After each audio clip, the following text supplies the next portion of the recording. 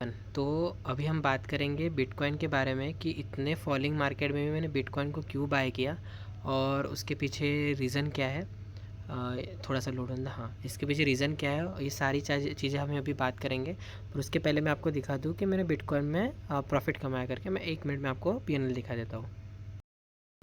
तो आप देख रहे होंगे यहाँ पे बिटकॉइन का है, ये तो बिटकॉइन का ट्रेडिंग फ़ी है जितनी बेचने के बाद लगी। यहाँ पे देखो बिटकॉइन 13.74 अमाउंट अगर आप देख रहा होगा लेफ्ट हैंड साइड में 13.74।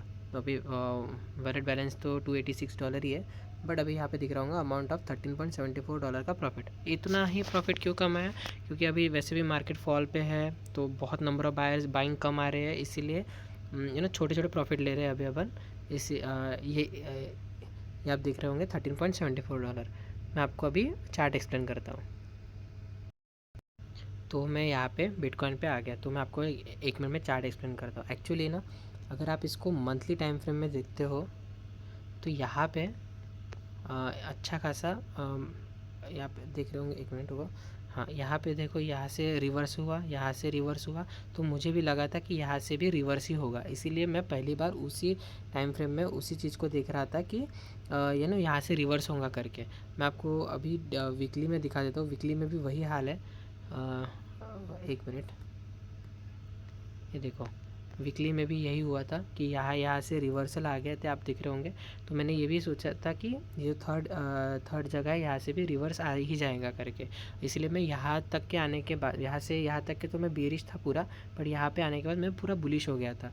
बट मुझे अपॉर्चुनिटी ही नहीं मिल रही थी, तो मैं इंतज़ार कर रहा था अपॉर्चुनिटी के लिए। अब मैं आपको वही चीज़ दिखाता हूँ कि मैंने कहाँ अपॉर्चुनिटी के लिए इंतज़ार किया। सॉरी, मैं वन और टाइम पे मैंने, हाँ, अपॉर्चुनिटी के लिए मैं आपको बताता हूँ कि मैंने कहाँ का इंतज़ार किया। मेरे को पहले इसे डिलीट करने दो।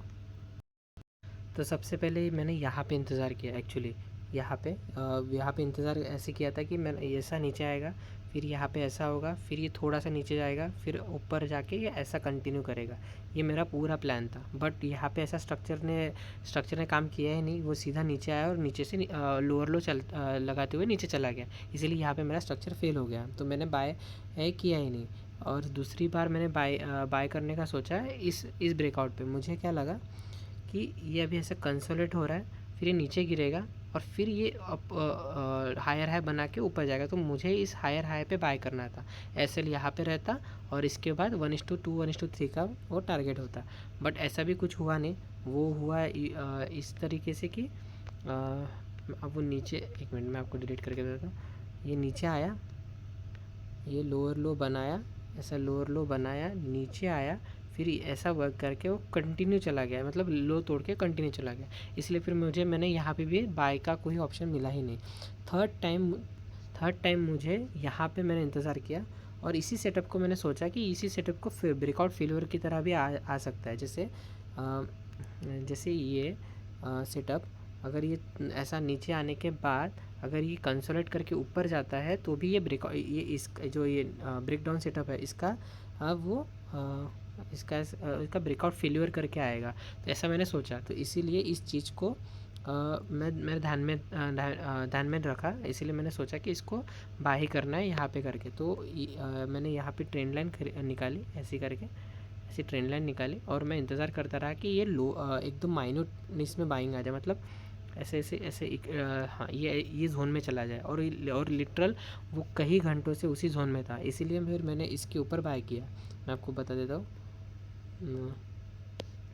यहाँ पे इस लाइन के ऊपर मैंने एक्चुअली बाय किया और बहुत सिंपली मैंने यहाँ पे टारगेट लिया।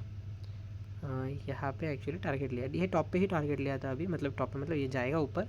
बट कैसा इतने वक्त के बाद आया है तो मुझे ना थोड़ा हेजिटेशन हुआ, इसलिए फिर मैंने इसको बाय किया।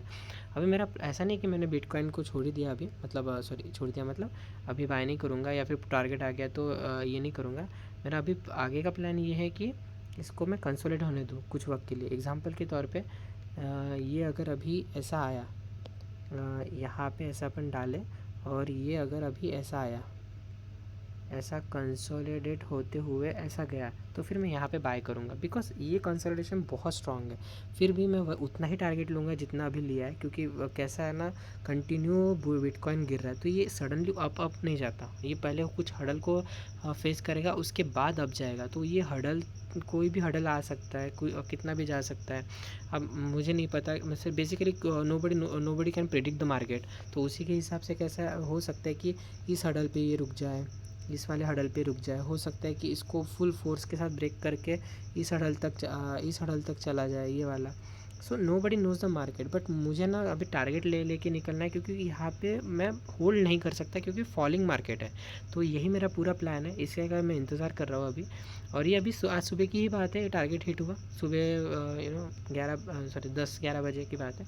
तो ऐसा कोई वक्त नहीं चला गया उसका।